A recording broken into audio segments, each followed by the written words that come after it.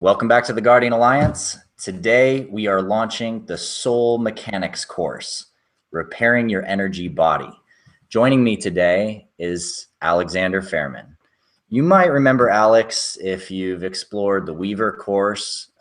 His video and his expressions are throughout that course, challenging you to get out into the middle of a city or into town, lay down in the middle of the sidewalk, get up and sing songs in front of people. And so, Alex tends to push your edges. And the beautiful thing about his work is, he really just shows up with his whole presence and his whole heart, and he just gives everything he has to sharing wisdom and vision with people. And in this course, there's definitely no shortage of that. Alex will show up and amazing journey. So welcome today, Alex. Thank you so much for being here and launching this course with us. Adam, thank you for that amazing introduction. I'm really excited to be here. And this course represents a lot of knowledge and also a lot of struggle and a lot of pain that I think we all go through on our journey to figuring out who we are and how to best live the life that we want to live.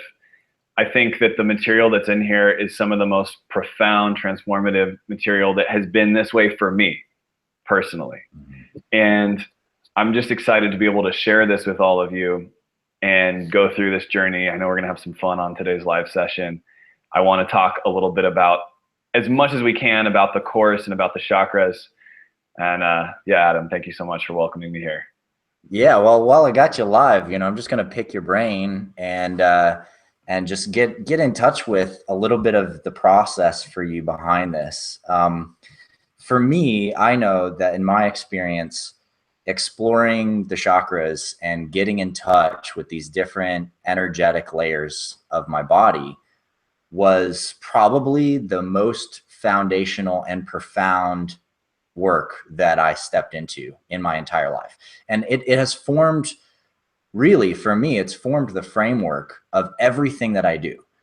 All of the different projects that I do. For those of you in the Guardian Alliance, I mean, every aspect of the Guardian Alliance is built on wisdom that I learned from the chakras, harmonizing the chakras, stepping into the archetypes of each chakra, empowering ourselves through getting to know these different vehicles inside our body. And for me, I realized that, they're literally ports that access different levels of our experience in the universe.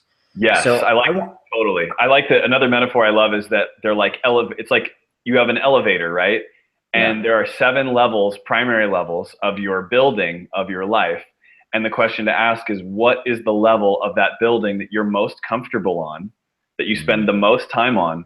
And then what are those levels of the building that maybe you're less familiar with? And those are the levels that are going to be the most profound when we explore and go on to those levels and go out there. And yeah, 100%. You're right. They're just like these ports that let us access life experience. So I would love to know your story about, how did you first come across the chakras? Like, what was it that first kind of sparked your interest in exploring that area of what's considered to be very like esoteric knowledge, and has unfortunately kind of been framed as this very new agey thing to be aware of these. But as you know, I mean, we're dealing with knowledge that is thousands and thousands of years old. It's covered in different traditions all over the planet. There are different words and different descriptions for these energy vortices in our bodies. They show up in Taoist medicine as very specific points along with the meridians. So we know this is ancient wisdom and ancient knowledge. It's just been really misframed in our current day and age. And so how did you get into that and actually find some of this knowledge and go? How did your journey start with the chakras? So it started when I was a teen, and I remember Googling around the internet back in those days, looking at the poorly constructed spiritual websites that were available and starting to just read about that there were these energy centers in our body.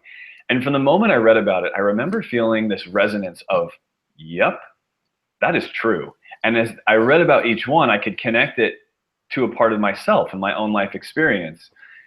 And that really planted the seed that would later blossom into a full-blown exploration of how the chakras create our lives and how what chakra we're living out of creates our life experience. And that was more when I was in college. So I started to study a lot more in college, a lot of these esoteric subjects. And I became aware that I needed to cultivate these different energy centers in order to get the gifts that they were here to give me. So I noticed that I was a very awkward and shy kid in a lot of times in college. I didn't know how to have necessarily a good time, how to go party. And I realized that that was connected to the sacral chakra block. Also to say my sacral chakra, just lack of initiation, because my parents were not fluent in that particular energy center. Partying, having lots of fun was not part of our family's culture growing up. And so whatever your family is, the energy that it lives inside of your family ultimately starts to create your early life experience. So if there's some aspect of the chakras that isn't present in your family life, it shows up as unusual or strange. So for me, that was my sacral in college. And that's where I had to learn to go out, to open myself to feelings, to emotions, to allow myself to go and have a good time. So that was really some of my earliest experiences. And there's another really interesting thing I want to point out, because you raised the point that this information about the chakras is in many ways marginalized in mainstream society.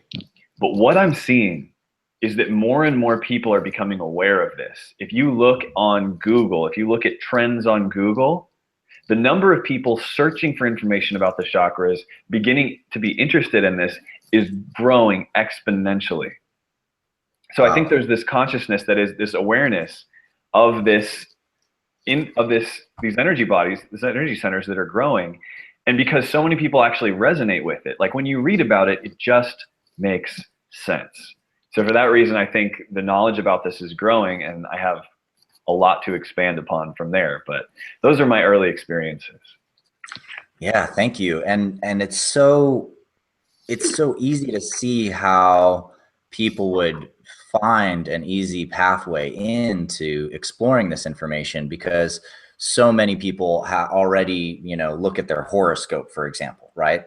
And that seems pretty esoteric. It's like, okay, I'm going to look at this little horoscope, and based on one of 12 months in the year that I was born in, I share some qualities with other people born in that month. And it's like, okay, it's kind of silly and fun and games. It's like, what does yours say? What's going to happen to you this month? And then there's a deeper layer where, when you really start to explore astrology, you begin to really witness that, wow, there's a very, very complicated and extremely precise series of keys that are being revealed here, based on where your sun was, based on exactly where the moon is, based on the time of day you were born, based on exactly where each of the planets were. And when you start to really look into that crystal, it gets more and more complex and more personal. And it starts to really deeply personally reflect you. Now, there are some systems that link the chakras with the different times you're born and different kinds of activities that would light up inside your body. But in general, the thing about the chakras is that it's more simple, because you're only dealing with 7 layers. There's a very simple breakdown and pattern to them, where it's like your lower chakras, they have everything to do with all your individual needs and individual expressions, right? I mean, and if you look in your body, everything going on down here is just serving what's going on inside your body. You've got your digestion, you've got your sexual stuff that's generating, you've got your lungs are breathing, but as you go up here, your lungs are breathing air that other people are sharing. Your legs are only getting you around, but your arms are exchanging things with other people. And up here, we began having all this collective experience. We began, hearing what other people are saying. And speaking to other people and hearing feedback. We're smelling the world around us. We're tasting things, and you know, we're open to this whole collective community experience. And so it just even looking at that, like, oh, it's about me and it's about we, is a very, very simple principle that I think is a lot easier for a lot of people to pick up, and to say, you know, that the chakras, like how you choose to activate them and configure them and how yours are lit up in your life is actually a choice you get to make every single day. Yes.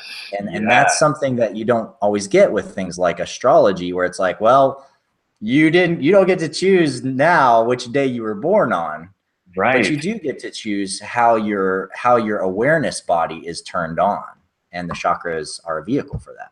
Right. That is such a good point. We have a choice about how we choose to cultivate our energy body. Just like you could go to the gym and decide what muscle groups you want to work out, you can choose what parts of your life experience you want to focus on and accentuate. And that is through this knowledge of the chakras and understanding how to actually activate each one of these energy centers within your body and where you can do that in the real world. So one of the cool things about this course is that it is highly practical. My style is to keep things less theoretical, just give you the essentials that you need to know of the theory behind what we're talking about, and then spend the rest of our energy looking at how these things play out in the real world and what are the practical steps that you can take to actually activate these energy centers.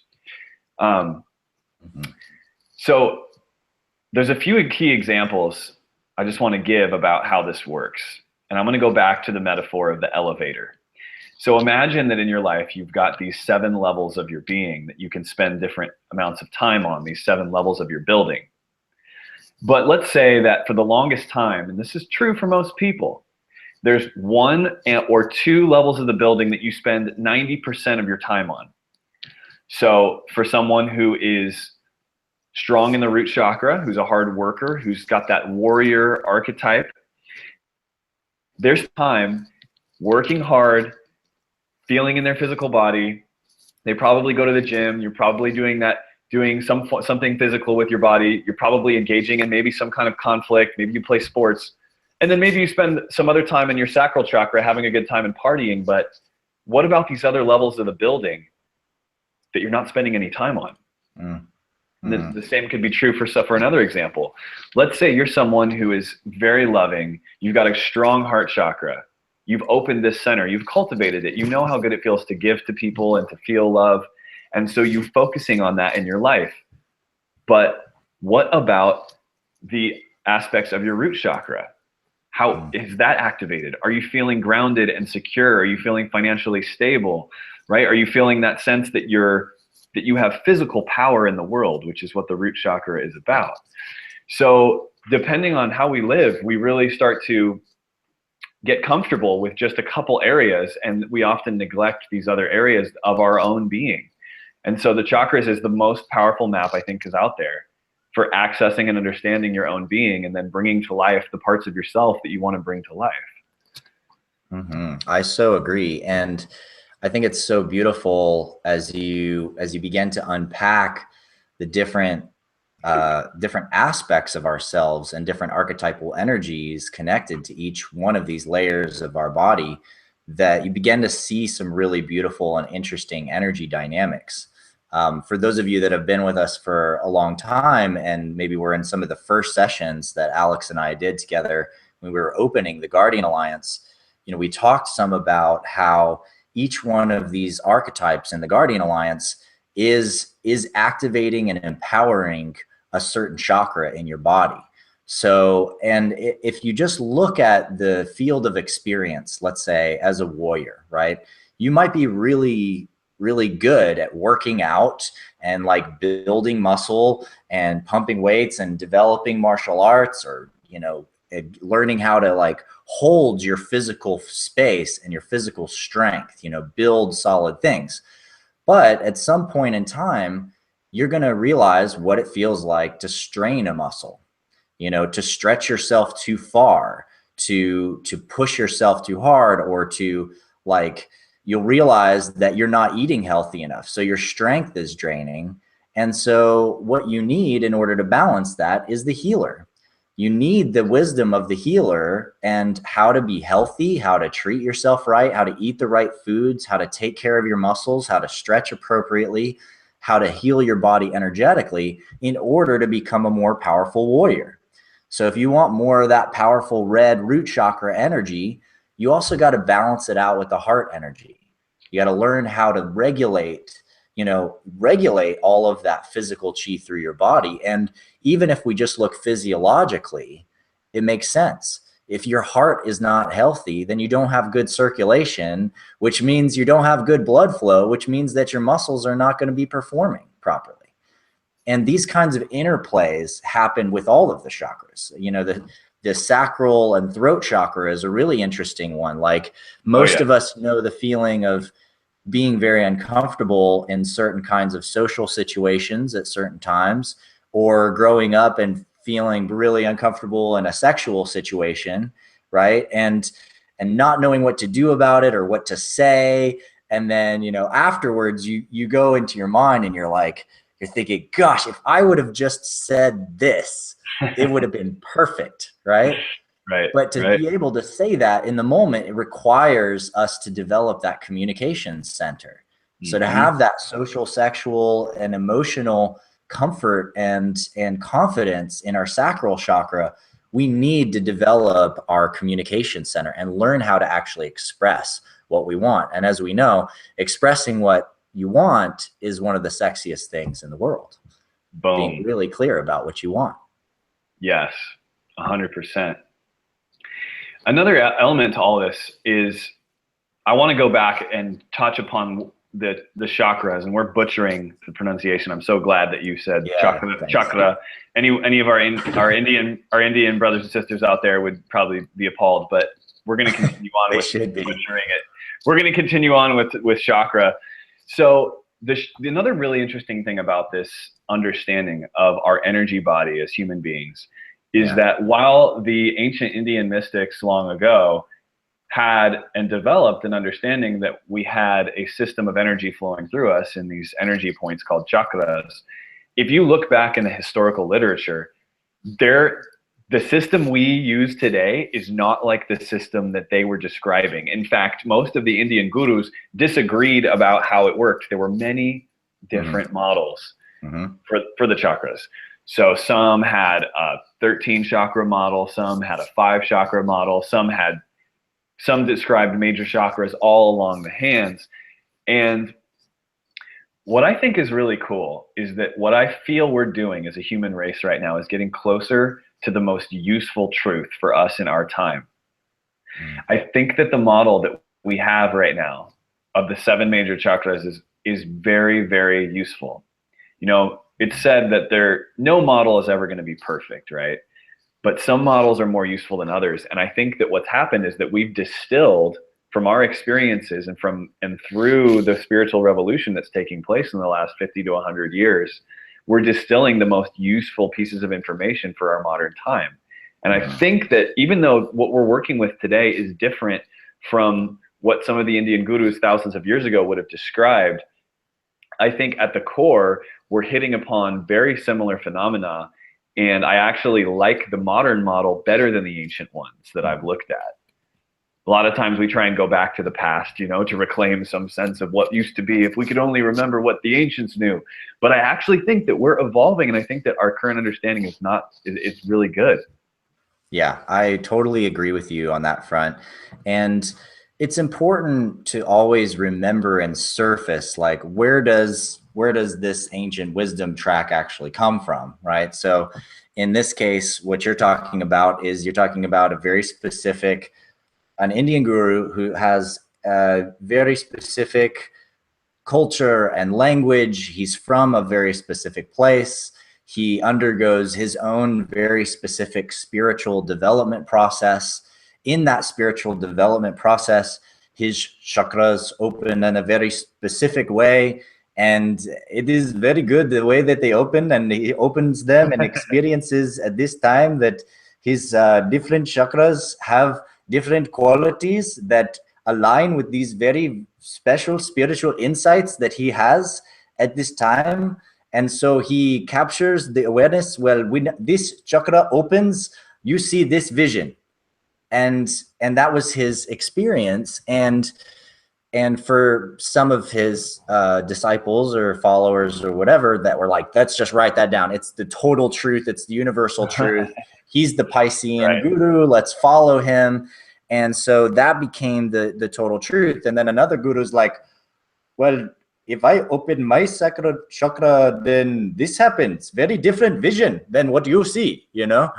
And so they disagree, right? But it's based on their personal individual visions and their one stream as a guru. And what's interesting about right now is that, you know, we're moving into this phase of the Aquarian age and this space where we have to understand that everybody's a teacher and everybody's a student. Like there's no separation here. Like you're either teaching or you're learning, and that's like every day. That's what you're doing, is you're sharing, you're expressing, or you're receiving and learning. And so I think what I hear and what you're saying, Alex, is that we are really distilling some of these universal principles that underlie everybody's experience. So like, yeah, sure, you might have your very specific flavor, but it probably works within this context of all these other experiences that all these other thousands of people are having together. Right. And I think it's really powerful work. You know, one of the things that we do in the Guardian Alliance, as you know, is we assign gene keys to every one of the courses that we release. And the gene keys are also, they're based on the I Ching. And yet the I Ching's translations, if you look at the Book of Changes, you look in the I Ching book, the translations in the I Ching are all translations written by scribes working with emperors in China in like 5000 BC, you know, or like it basically thousands of years ago in China. And they're very, very specific to the culture and the kinds of events and landscapes and changes that happened at that time. Right. And so the gene keys sort of take that knowledge and update that with biological understanding and esoteric understanding and that kind of thing. And I think it makes it more universal for people. Mm-hmm. Yeah. One of the other things I want to touch on that's in this course is, like I say, we introduce you to each one of the 7 chakras at a pretty deep level regarding how it works, what's going on there, what are the dynamics. But what really is cool about this course is that we spend a lot of time going through practically how it shows up in our lives when each chakra is blocked or healthy or blown wide open. So you can literally go through the course and self-diagnose each of your 7 chakras and see what's going on in my life and what does that mean about my energy body, and what does that mean that I have to do if I want to strengthen this center or if I want to heal this particular area of my life. So just to give a couple examples of how that works. I go back to the root chakra a lot because I think it's really important. It's really important. So when you're someone who is not on time, unable to show up for your deadlines, when you notice that you have trouble setting boundaries with those around you, when you notice that your work ethic, you kind of have this feeling that you're sluggish in the mornings or that you don't have the work ethic that you ultimately want to have, it's one of those indicators that your root chakra needs some work, right? We got to work on that root. And on the other hand, if you're someone who is blown open in your root, and what that means is that your chakra is blown wide open and it's just in fact too strong. So you're constantly feeling these aggressive feelings, you're angry all the time, you kind of have this chip on your shoulder, you're that guy who walks into the room and he's just kind of looking for a fight because he's carrying this aggressive charge, and he needs to actually simmer down and move that energy into other places in his energy body rather than have it sit there on his root. So you get to go through and actually see, okay, where am I in each of these areas? And then we go into how do you practically take actions that heal and strengthen that energy center? And not only that, but how do you start to build the beliefs of that energy center? because we find that like a very deep level, each of these chakras also has beliefs that go along with it.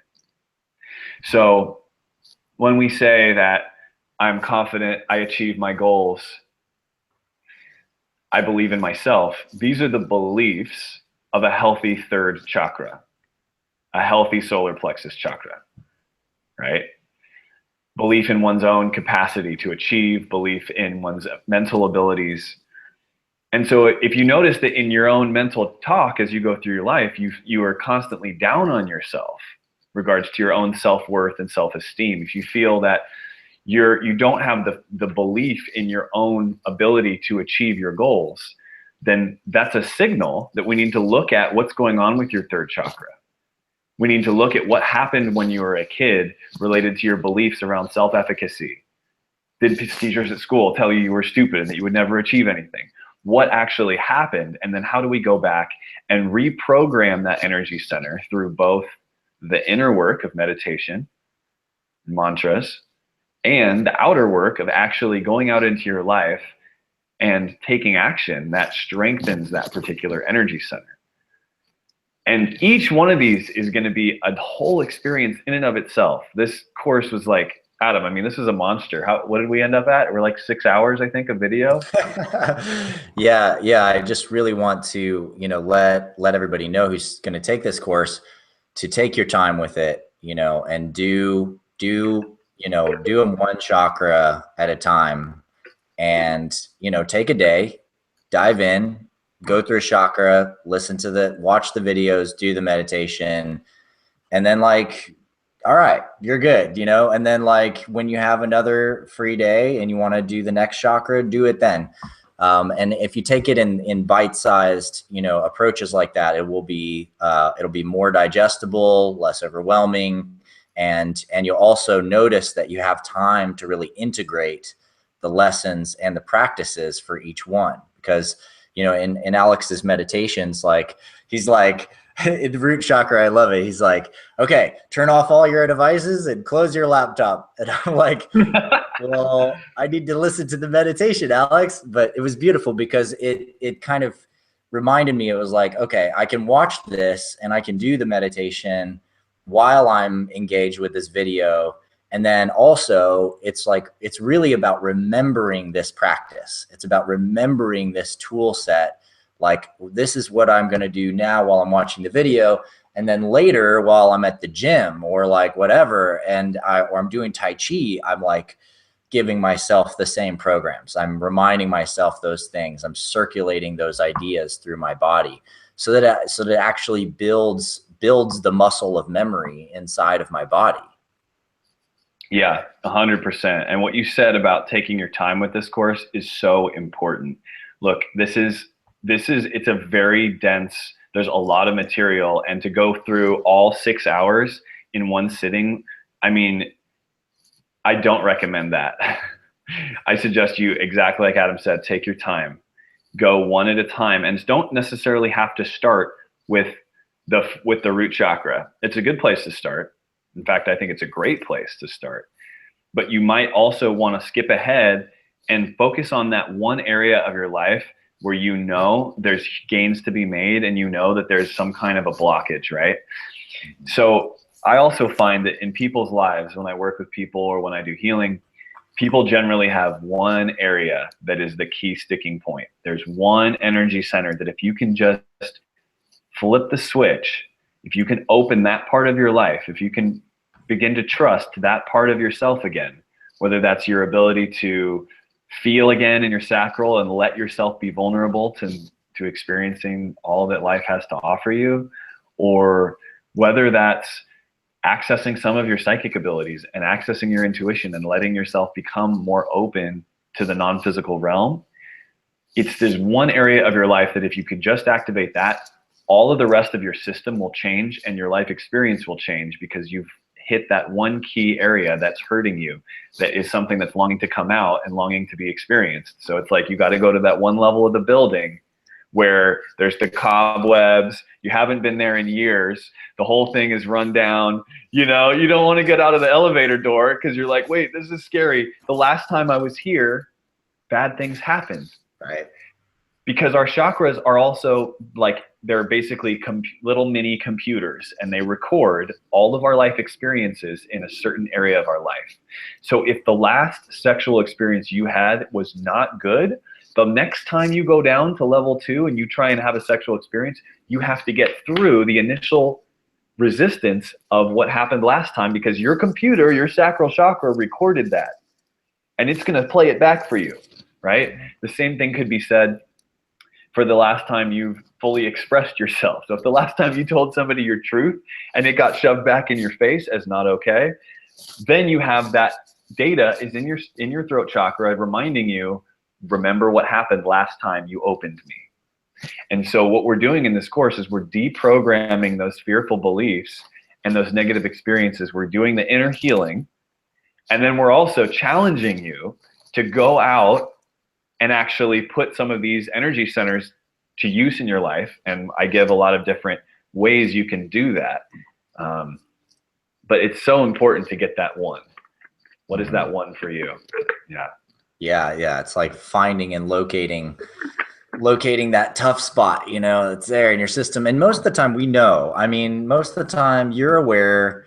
It's like, yeah, I've been feeling uncomfortable in my belly, you know, like for me, it's like, okay, something's going on with the solar plexus. And I think in my case, like what I tend to do is I go into like overdrive mode. So I have so much I'm processing, and I've got 5 parallel projects I'm working on, and helping the Resonance Academy with this, and doing this in the Guardian Alliance, and, you know, building this with superluminal systems, and doing these things and tracking this. And then there's like my life and my relationship and my house, you know, and there's all these pieces. And so I'm like overdrive, mental organizing, planning, like doing, I can do anything, you know.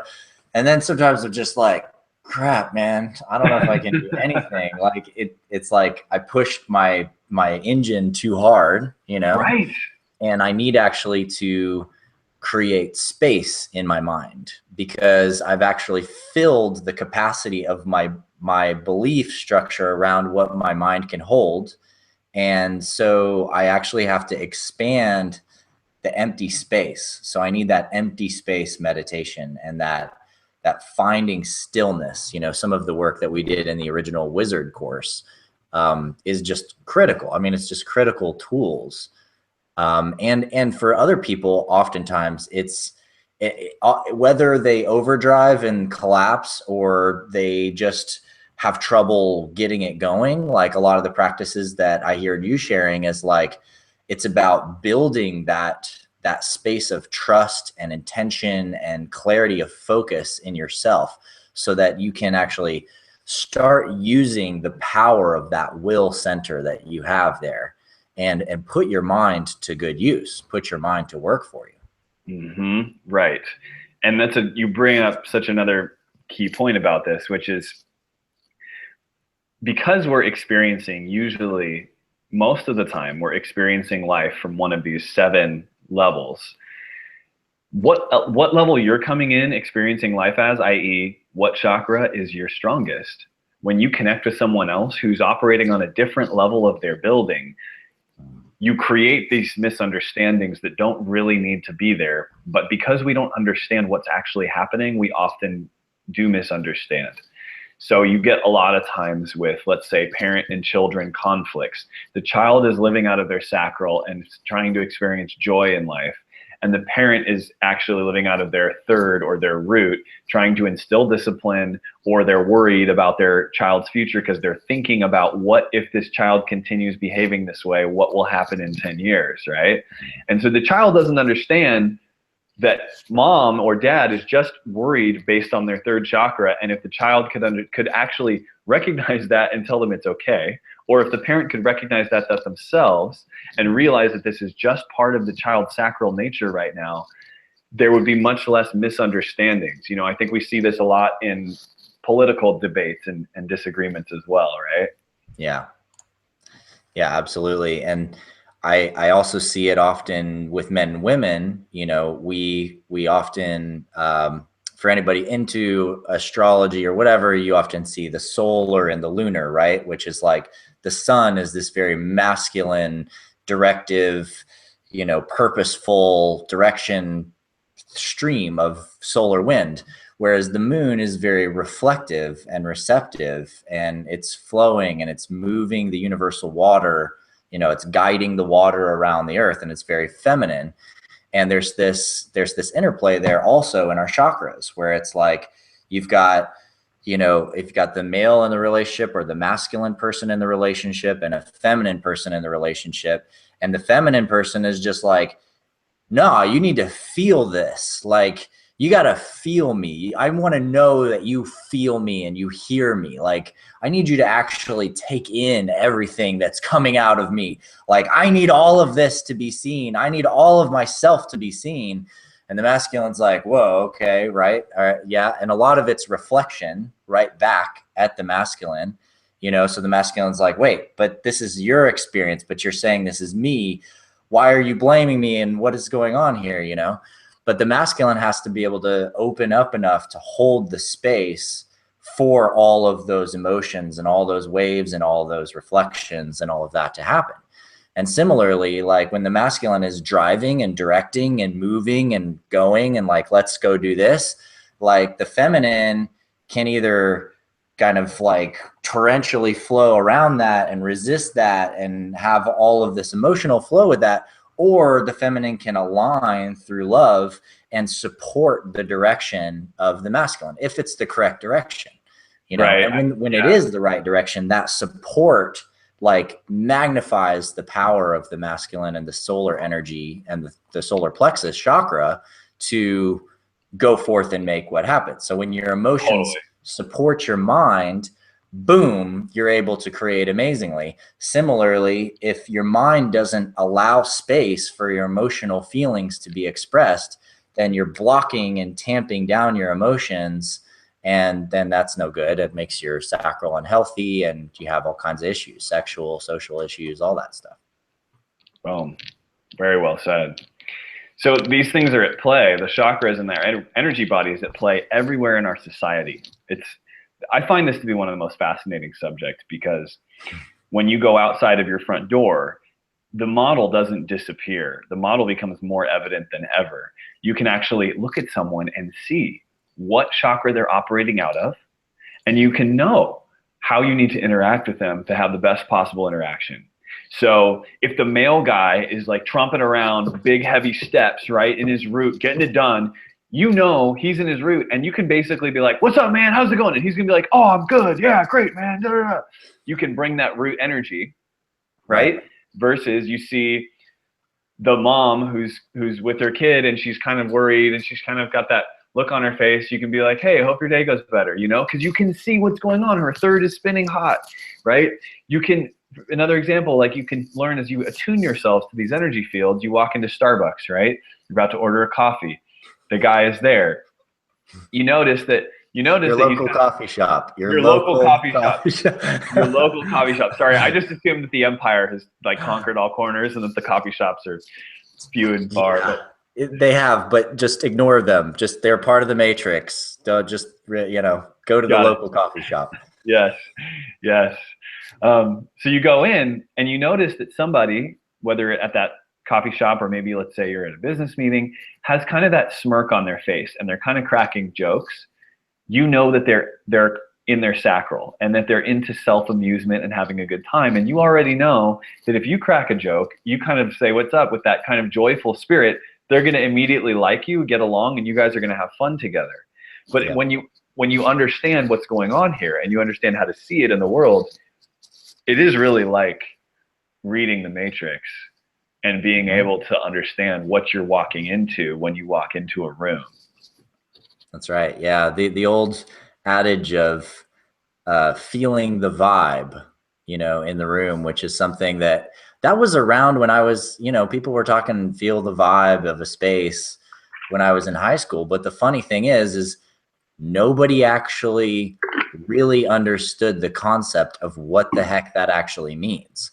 People say, I got a weird vibe from the room, but they're actually expressing a truth that I think probably in the 70s, it got laid into the collective social communication construct. And yet most of the people that might even say that don't actually acknowledge the fact that what they're saying is that we're immersed in a super fluid energetic field, and the vibrations of different people's emotions and the state of their energy bodies is rippling vibrationally through this field that can actually be picked up by other bodies. So when I walk into a room, I walk into the pool of the vibrational combination of everybody that's in that space. And if there's someone whose vibe is way off, like, you can tactily feel it. And there's some great scientific research, and I talked about this in the last live session we did with Sonia Sophia.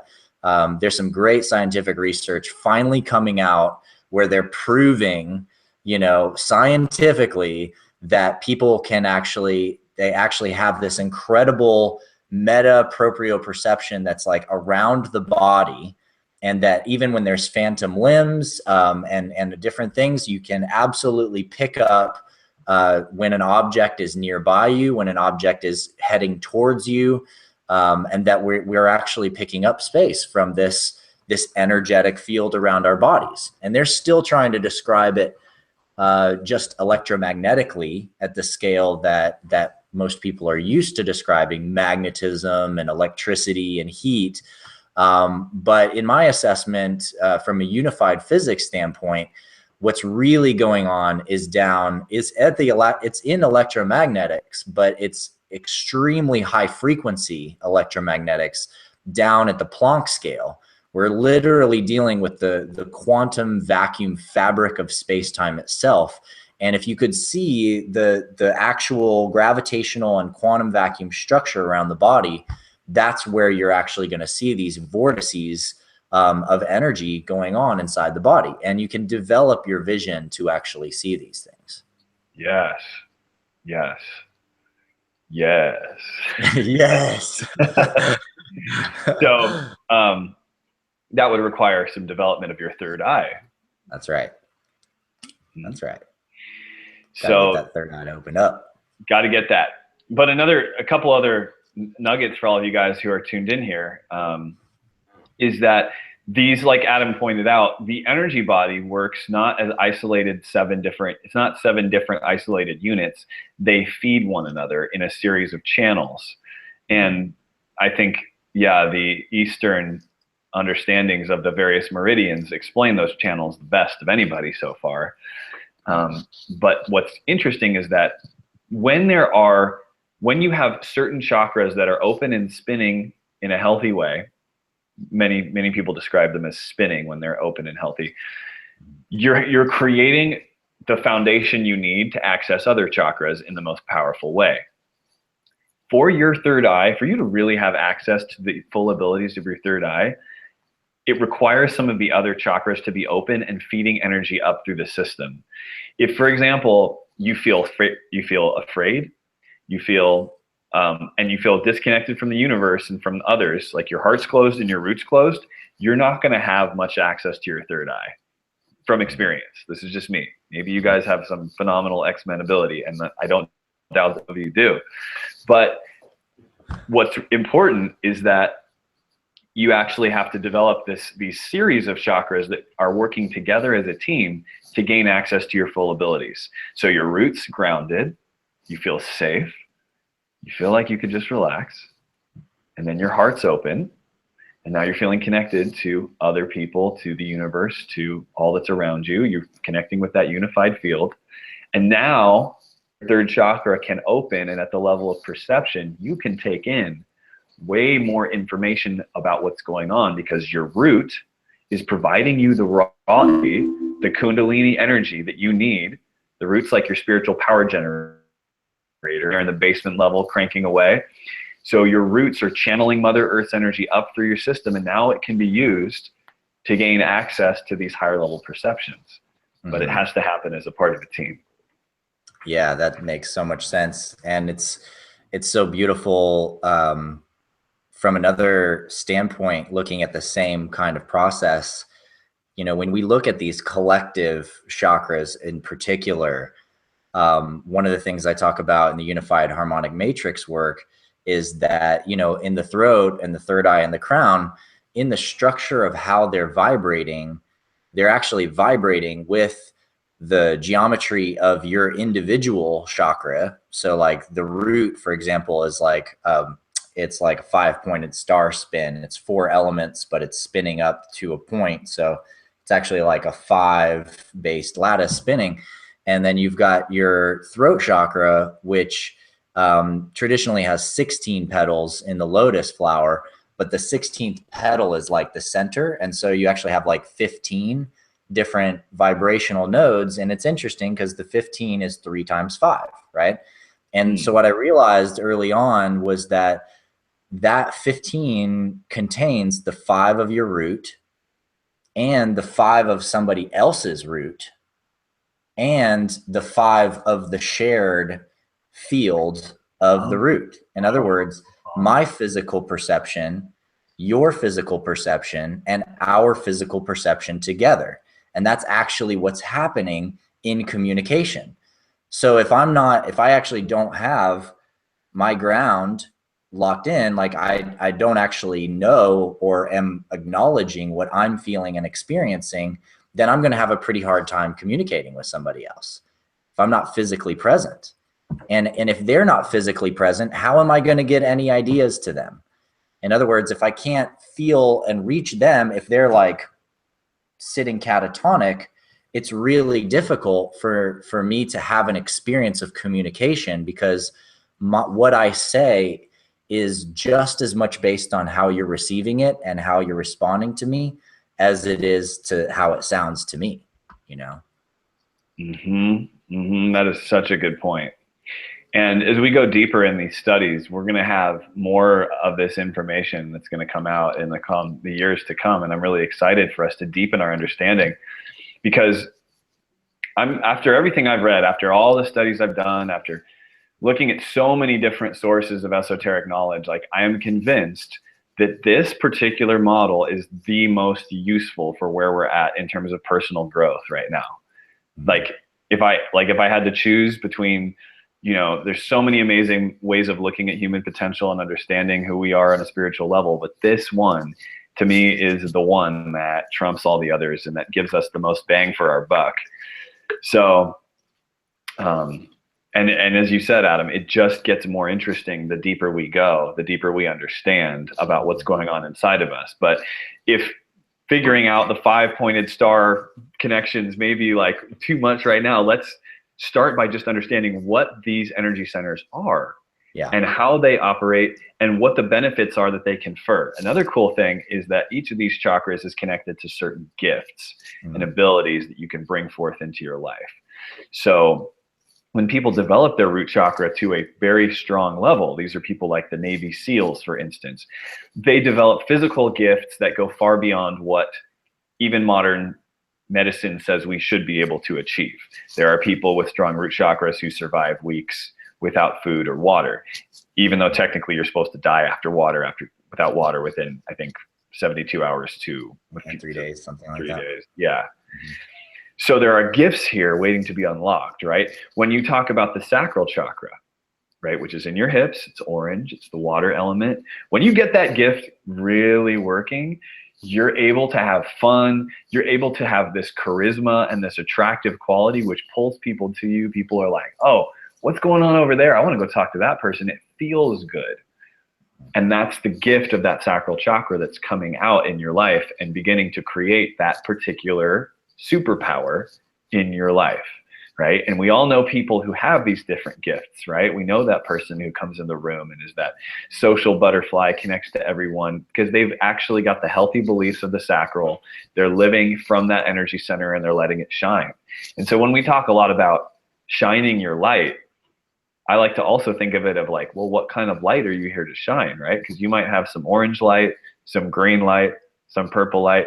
You might have light that comes from your energy body in these different centers, and learning to access them and to bring that light out is ultimately the work that we're all here to do as a part of the Guardian Alliance, which is bringing more light to this world. It just happens to be that there's a lot of different kinds of light. Yeah, that's for sure. So there's a couple questions that have shown up here from Spiral Dancer, and I'm going to just address one of them, and then I'm going to pass the second one to you, Alex, and see what you think about it.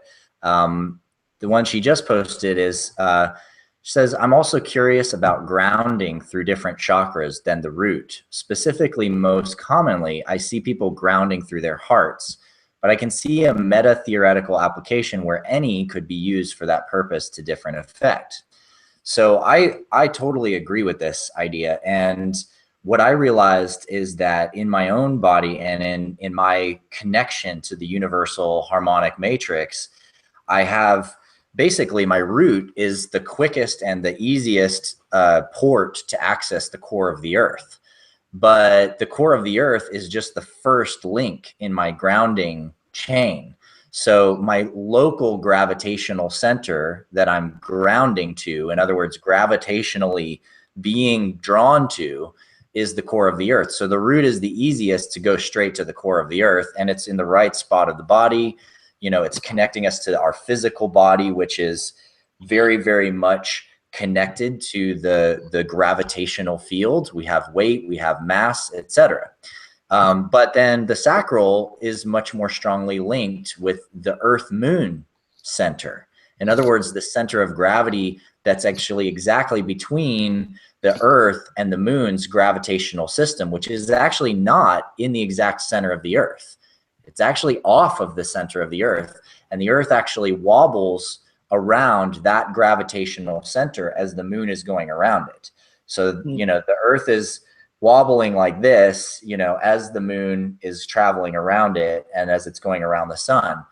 And so the sacral actually has connection to that waveform, that emotional waveform, and so is able to ground the emotional field most easily through that connection. The solar plexus, likewise, you get to the center of the sun and the center of the solar system, like literally the gravitational center for the entire solar system. So the solar plexus can ground and link directly to that solar core. But again, if there's instability in the sacral and instability in the root, then some of the actual linear space-time energetic pipeline isn't working as well and isn't as active. But non-locally, the mind can access straight to that point and ground straight in that point. The heart can also ground straight to the core of the galaxy. The throat can link straight to the galactic cluster core, what we call the Laniakea cluster. And the third eye can link straight to the universal center. And so your body could be decrepit and you could be, you know, you can not eat and all of that stuff, do stuff like what Buddha did. Meanwhile, he's just sitting in the center of the universe and he's just being the whole universe. So he's not needing anything, but his body might be withering away and suffering because he's not actually linking that consciousness all the way through body, emotion, mind, heart, throat, third eye, and then, you know, into the divine. And also, like similarly in infinite consciousness that the crown links to, you know, it's like the critical nature of that is that for something to actually be infinite, you must incorporate every other aspect of your being, because all things are always present in the infinite. So grounding your crown means grounding everything, which means all your centers need to be activated and aligned to be able to access that work. Which is like it's a very high level of consciousness to be able to do that. For the heart, though, I definitely think that that's a key to grounding, because when the heart is strong and open, there's that heart root channel that's running. And if we ever feel that moment where we've been anxious for days on end, and then there's this relief, or perhaps the sigh that comes from the heart, you can literally feel your energy as though it drops back down to the earth. So I agree. The root, the other chakras could be used to ground as well, especially the heart, especially the root. Yeah. So another Alex, thing do you want to take on this other question, or? Oh yeah. I'm gonna take this on. So Spiral Dancer's asking also about shark's teeth and the concept that he says he works with a local shaman who does drum and sound healing, and he sees the process of moving out of old broken chakras moving the old ones out of the field and replacing it with chakras of a higher vibration. Well, there's a lot of people who, a lot of the ancient Indian gurus actually believed this as well, that one could essentially change out a chakra or build a chakra.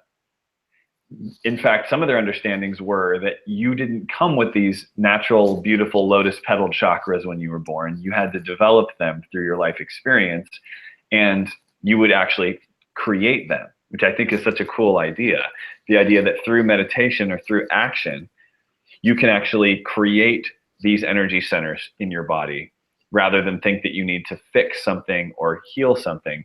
There's a creative aspect to this in which you're expressing something through your actual life force and programming it to do what you want to do. So if these shamans are doing that you're working with, I think that's amazing. And I think there's a lot of the original people from India who would agree with that approach.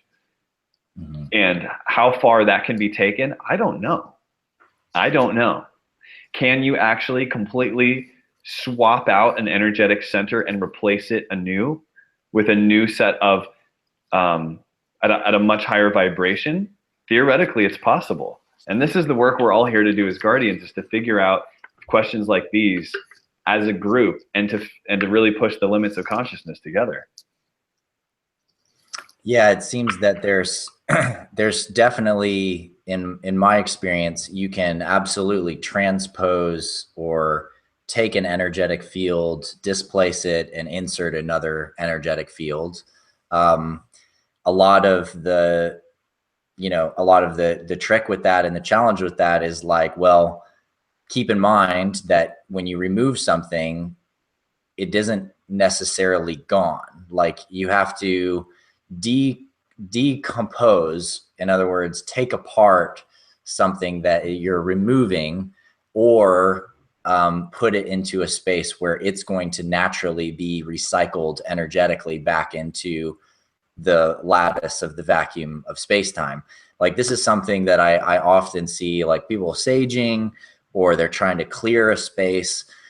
And what they're doing is they're like, okay, energies or entities or whatever, just get out of here, right? With no understanding of what's actually happening. Yeah, and the problem with that approach is like, okay, well, what is out of here? Is there actually a boundary condition that says this is here and this is not here? If there's not, then get out of here entity just means there's the entity, and the entity's still in the space. It's going to attach to something else, or there's a variety of things that can happen in this kind of situation. And so, one of the tools that I've been using for many years is using like a gateway or a portal, like a Sri Yantra based gateway. For anybody who's ever seen The Last Mimsy, really cool, amazing movie. It's for kids, but it's just totally beautiful. And in the movie, at the end, there's this gateway that's created, and it looks like a Sri Yantra in its imprint, and it's this spiraling gateway bridge that goes across the universe. And to me, I've always seen that energetically since I was in high school, and I started realizing like, oh, if I'm going to clear something, where the heck am I going to clear it to? And then I started realizing, okay, well, like the center of the sun, that's a pretty good spot to clear energy to, because it's like massive singularity fusion engine. And I was like, well, actually the center of the galaxy is even better than that, And then I like, oh, well, like there's a universal center. That's a good spot. But then I realized, well, actually, if I just allow that gateway to go into the infinite, and like the infinite eternal recycling center of all existence, like that's a pretty sweet spot to send those kinds of energies.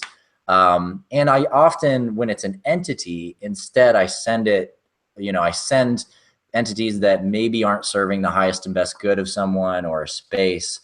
I send it with a prayer that the entity actually discover its true nature and remember who it is and its true self. Because oftentimes there's nothing wrong with there being entities or spirits around. There's spirits and entities around all the time.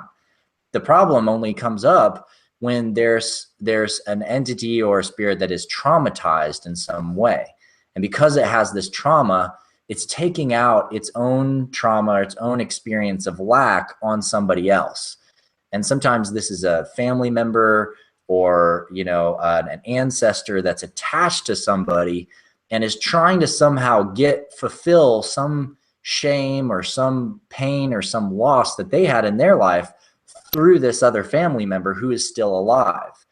And at times that kind of assistance can be helpful if the being is in a good enough place to actually be helping the person to fulfill this family purpose or this family level karma. But other times it can be very leeching. And actually that entity needs healing. And if we can become aware of the healing that our ancestors need and our guides need and the energies around us need, and we become healers of that, then we actually start really creating a better energetic relationship cycle for us on a spiritual level and a personal level as well. Boom. And if I can just hop in on top of that, that's part of the purpose of what this course is about too, is that the blocks you may experience in your own energy body, in your own experience of life, may be the result of your family or of, like Adam says, entities or forces connected to your lineage, which impressed upon you an experience of life which is not really all there is. And so you may have had those troubling experiences as a child of feeling either afraid or maybe feeling that you weren't smart enough or good enough, or maybe feeling that nobody would understand you when you communicated. But regardless, there's an opportunity to choose to recreate that part of your life experience anew. And that is the work of actually doing this healing, going into these energy centers, exploring the painful aspect of it, releasing it, deliberately creating what you want to experience from now on, and then pouring your energy and your love into creating that new experience that you're here to have. I know that for me, there's been so many blocks around my heart, my sacral from growing up, that even to this day, there's still a process of working through. But actually taking the time to admit that they were there and then go into areas of my life and engage with people from my heart or my sacral actually has been one of the most healing things, because it's let me know I'm not stuck or a captive to my past. I'm not a captive to how my parents were. I'm not a captive to any of that. Everything is a fresh choice that we get to make right now. And that's the spirit of what this is all about here. Yeah, that's what's up. So we have a couple other people that have pinged in. Meta Will, thanks for showing up, and nice to see you again. And he's asking about the Rainbow Bridge, the 7 chakra mystical path of awakening to higher spaces and consciousness. And he's talking a little bit about the Merkaba field and being able to travel or connect with extraterrestrials and that kind of thing. And I will just say that, an easy way to kind of get started in working with that, with the chakras, is learning basically the very simple things of clearing the chakras and opening them up and getting them into a healthy, stable space. And this is exactly the work that Alex is doing in this course. It's like cleansing and activating, restoring and repairing, literally repairing your energy body at a fundamental level so that you have your baseline experience is more solid. And from there, you can, charge, empower, fill, and the more you get these different energy vehicles inside of your body really spinning and balanced and clear, then what happens is your awareness and your consciousness expands with each one of those gates opening. And oftentimes, if you do this kind of work while you're meditating, like before you go to sleep, while you're laying in bed, what many people experience, and I've experienced several times, is after unlocking all the chakras and fully opening them all, I suddenly felt like my consciousness was free to move and travel through space-time. And I kind of naturally detached from my body and or just my physical anchoring in my body, though I stayed connected to it. And even while I was laying there, I could feel my body laying there, but my consciousness in astral form was able to fly around and see things. And so I just tried going into space, and I tried going to other planets. I tried exploring around stars and finding planets and going in, and I mostly followed my intuition. And by following my intuition in those kinds of travels, I then ended up finding, other species and other cultures and beings to connect with. And I also was able to realize that there's many different realms that you can travel when your energy body is fully open. Similarly, if I fall asleep like that, or you fall asleep while your chakras are very open and alive, you can often very easily cross into lucid dreaming state in a more easy way, because your system is constantly triggering, I'm awake, I'm conscious, I'm awake, and you're dreaming. And so you're dreaming and you're like, but I'm awake, and and then you're like, oh wait, this is, huh. And there's different triggers and things that you can set up to explore that path. And we're going to be doing more lucid dreaming work and astral travel work in upcoming courses. But definitely wanted to drop that on, because really it is this baseline of what Alex is working with here that's going to give you the anchor to build that rainbow bridge. And just for those of you, we're going to wrap up here in a minute. Just so you guys know, our next course that's going to be coming out is about, so Alex is like repairing the energy body. The next one is by this wonderful friend, Kriana, and she's an amazing teacher and embodiment coach and ecstatic meditation coach. And so then she's going to take you through the chakras again in a deeper level way, in a way that is designed to literally help you achieve ecstasy and bliss in each one of the chakras. So Alex is going to help you fix your system, and then Kriana is going to help you go into fully ecstatic bliss states with the chakras. It's like a 1-2 punch for the ages. Exactly. And then after that, later on, it may be later this year or early next year, I'm going to do a unified harmonic matrix course. And I'm going to dive into a lot more specifics on using the geometries of the chakras, the vibrational structures of them, linking them with the universe, and doing healing on yourself with others, and also developing these very, very high level spiritual capacities like astral travel, sorting out energies, seeing different things, and establishing appropriate boundaries where you need to. And we'll be getting into a lot of those practices. But we're, as we've always intended, and as we're continuing to do here in the Guardian Alliance, we want to make sure that we're providing these information pieces in stages, so that our whole community can come with us, and we can all go there and go deeper and deeper and deeper, and stay tuned with each other and be able to support each other.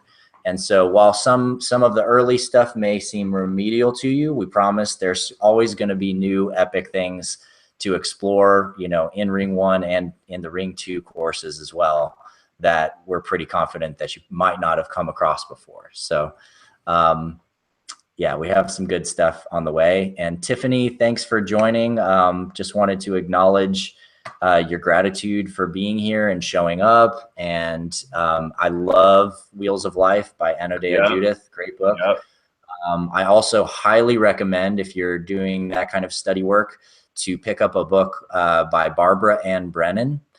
And Barbara Ann Brennan has 2 incredible books on developing energy perception and working with the chakras and seeing the energy body.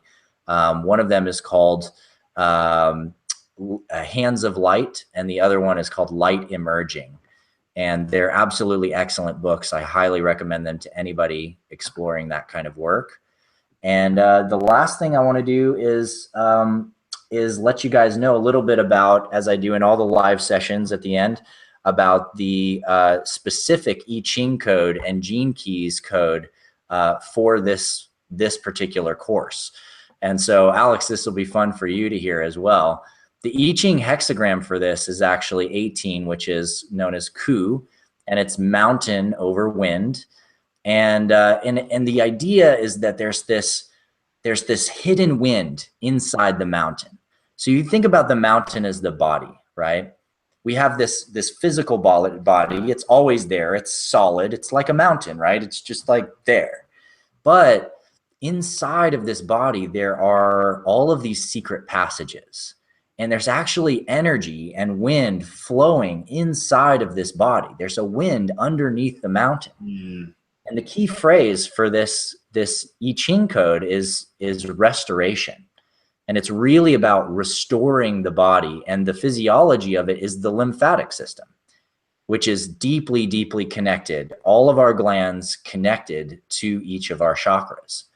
And then the gene key for this is called the healing power of the mind.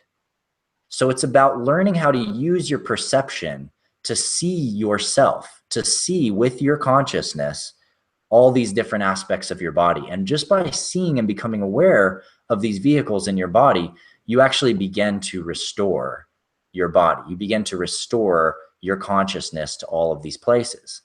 So the shadow is the shadow of judgment, because oftentimes we tend to judge ourselves, right? We think, oh, we should already be perfect, or I don't know, I can't work on my sacral. It's been damaged my whole life. Like I've always been screwed in that area, you know, and so we judge ourselves. We have either inferiority complex, like we're not good enough, or we judge ourselves to be too good to do it. Why should I take this course on the chakras? I already know everything about the chakras. My chakras are already blazing and totally open. So that's the superiority side of things. And either way, either judgment is going to leave you without having the opportunity to have an amazing experience. And so the gift is about developing integrity, realizing, you know what, when you say everything's all perfect all the time because your chakras are rocking, you're actually lying to yourself. You're not actually in integrity. The truth is that you know you have certain challenges. And if you're telling yourself you can't do it because you're inferior and you have this trauma or this way happened to you and you've never been able to do it, I've never been able to feel chakras before, well, you're also lying to yourself, because if you know it or not, you have. And you have opened that at one point or another in your life. You've probably opened every single layer of your being. You just don't necessarily remember it or acknowledge that opening happening. So coming into the integrity of the truth with yourself and being willing to explore anew opens up the divine gift of this key, which is perfection. It's actually perfecting and knowing the beautiful perfection of your whole being and who you are. And it's actually about surrendering to the perfection that you already have. You're actually good. You're amazing. You are a perfect, beautiful, divine being. But you have to come into total truth with yourself to acknowledge that and to be able to really witness the perfection in you and really be able to start seeing that beauty and integrity and perfection. So here's the gene key. Boom. Number 18. Wow. That was very powerful. Amazing. Very appropriate. I love just see, I never look at them until it's time to release the course and I'm putting the stuff in on the course page. And then I'm like, oh my God, that is so appropriate. It's crazy. Yeah, it always blows my mind. And that was powerful, Adam. I mean, that you pulled that right from a very, very deep place. I mean, I'm feeling that. I'm like renewed just listening to your words. So thank you. Thank you so much, Alex. And thank you again for being here, bro. And if you guys are on the Guardian Alliance page, the Soul Mechanics blog live Repair Your Energy Body launch, please say hello. Tell us where you're coming from. Alex might stay for a couple minutes and respond if you guys have any questions about the course. And just feel free to type them in and write there. And if you want to get started with the course, you can basically open up the arriving early section or the event details. There's links in both of those places to be able to get your access key and get started in the course. It's opened up, and discussions around the course will be happening in the Wizards Tower. And so join Alex in the Wizards Tower, and I'll come in and check in too if you guys have any questions or just want to share your experience. So thank you guys so much for being with us today. Awesome. Thank you so much, Adam. And I hope you guys enjoy the course. I know it's going to be a really powerful journey. Take it as slow as you need to. There's a lot in there.